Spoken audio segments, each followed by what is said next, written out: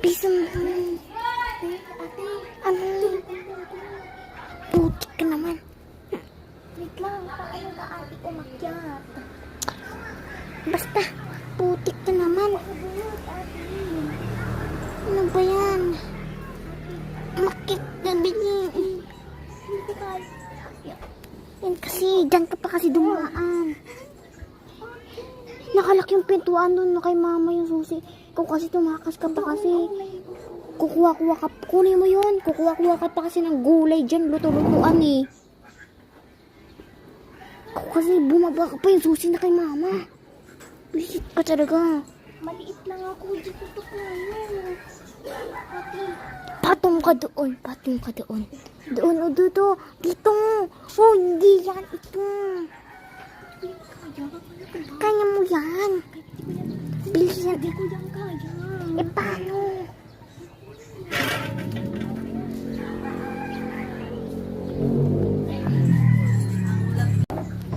Wait lang, bababa ako dyan ha.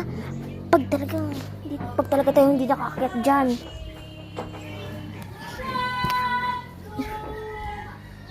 Yan. Ayan, nakabidyo ka ba? Yes. Paano ka naman makakakit ng dalawa? Taas niya no. Ikaw, kasi, wait lang, huwag ka muna mag-akit. May sasabihin ako sa'yo.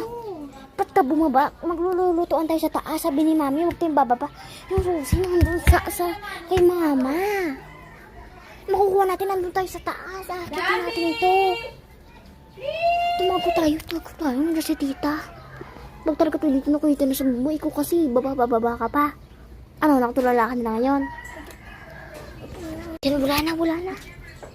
Bisan mo. Bili!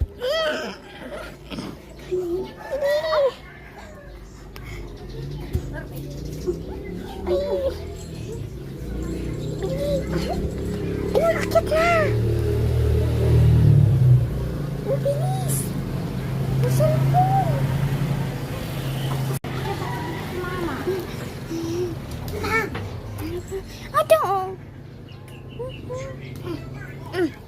Aray. Ito. Hindi umakit. Bumaba ako. Hindi, nagpalo tayo sa dalaw kay mama. Sabi ko, kumuha ka ng dahon doon sa bintana. Ay, hindi naman abot. At saka din madumi. Kita mo, apot di ba guys? Sungkitin na lang. Kukuha pa talaga ng dahon din para magluto-luto. Tutok-tukan talaga kay Ibisan. Ikaw? Subukan mo. Yeah. Suy. So guys, bye! So guys, magluluto.